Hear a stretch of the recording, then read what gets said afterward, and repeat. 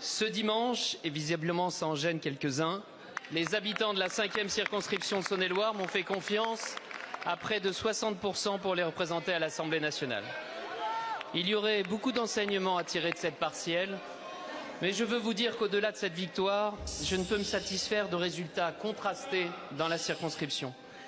D'un côté, une grande partie du territoire où nous avons enclenché la dynamique de la réindustrialisation et où nous l'avons largement emporté face au Rassemblement national.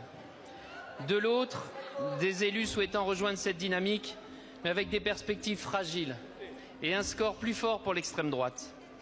Il ne m'appartient pas ici de juger, mais de constater que la réindustrialisation de la France n'est pas qu'un projet économique et de souveraineté. C'est avant tout un projet politique et de cohésion nationale.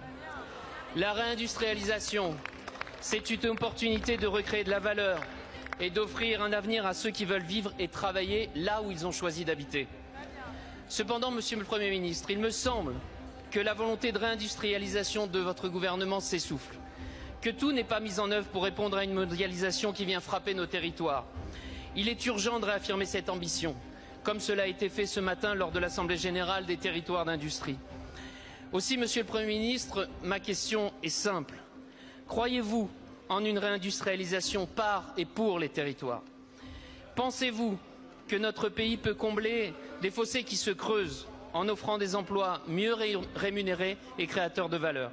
Et croyez-vous, comme nous sommes nombreux à le croire dans cet hémicycle, que l'industrie, ce n'est pas le passé, mais bien l'avenir d'une France forte, indépendante et porteuse d'espoir pour nos concitoyens?